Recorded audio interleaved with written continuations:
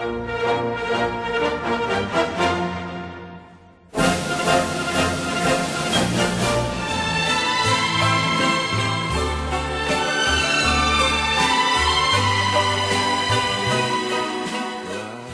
dá para a gente falar sobre imigração, não importa qual, italiana, alemã, japonesa, um pouco depois, sempre primeiro falar os motivos que levaram a essa imigração.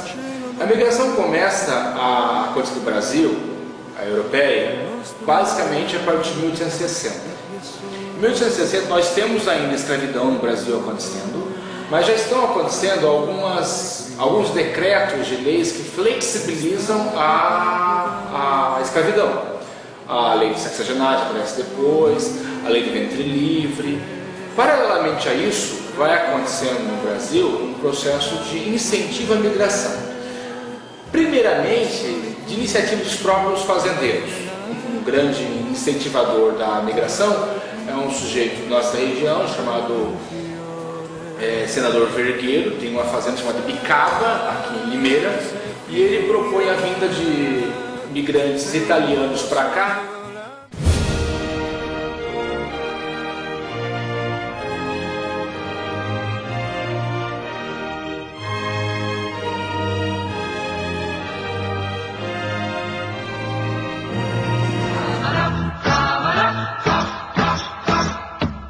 Im Wald, da wohnt der Förster und sein schönes Kind.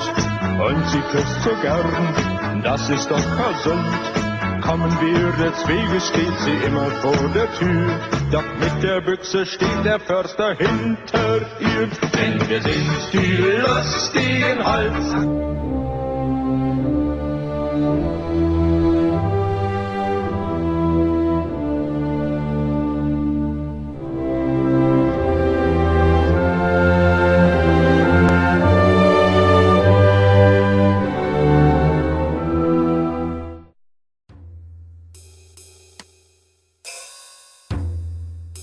No começo do século XX, o Brasil precisava de mão de obra estrangeira para as lavouras de café, enquanto o Japão passava por um período de grande crescimento populacional. A economia nipônica não conseguia gerar os empregos necessários para toda a população. Então, para suprir as necessidades de ambos os países, foi selado um acordo imigratório entre os governos brasileiro e japonês pelo Brasil.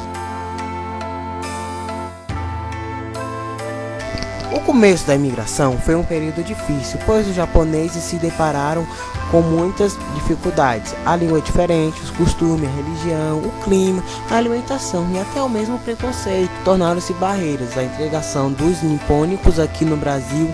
Muitas famílias tentavam retornar ao país de origem, porém eram impedidas pelos fazendeiros que obrigavam a cumprir o contrato de trabalho, que geralmente era desfavorável aos japoneses. Mesmo assim, eles venceram estes problemas e prosperaram, embora a ideia inicial da maioria fosse retornar para a terra natal. Muitas optaram por fazer a vida em solo brasileiro, obtendo grande sucesso.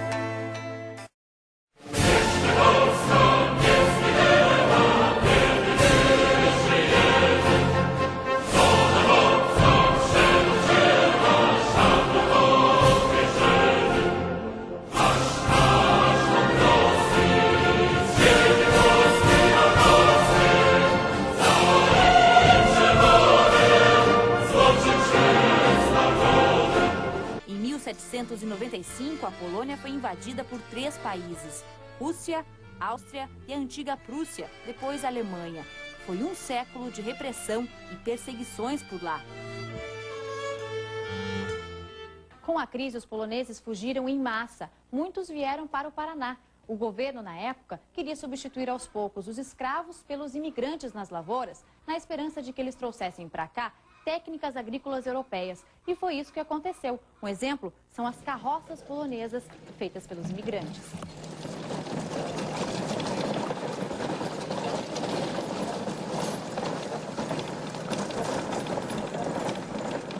No começo não tinha nem cavalo, nem arado, nem nada, só única enxada e machado. Contavam que quando os primeiros vieram para cá, atrás de vida melhor, porque lá também tinha poucas terras e muita gente. Daí foi prometido que aqui no Brasil fica mais fácil. Enquanto isso deu ao contrário, deu surpresa. Quando vieram para o Brasil, aqui era só mato, não tinha nada o que de fazer. Parece que cada um ganhou uma enxada, um machado e uns punhadinhos de semente, era só. Não tinha nem casa, nem onde morar. Primeiras casas que fizeram de troncos, como aqui. Derrubavam um pinheiro, rachavam um pouco e foram fazendo assim dos troncos, casa montando. E assim eram as casas primeiras.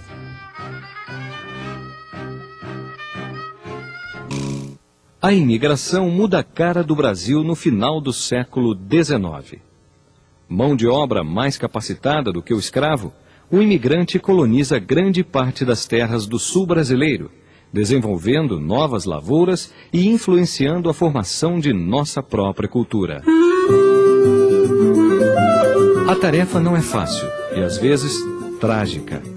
Para que os estrangeiros possam se estabelecer, as empresas contratantes desalojam e até exterminam alguns grupos indígenas que habitavam a região.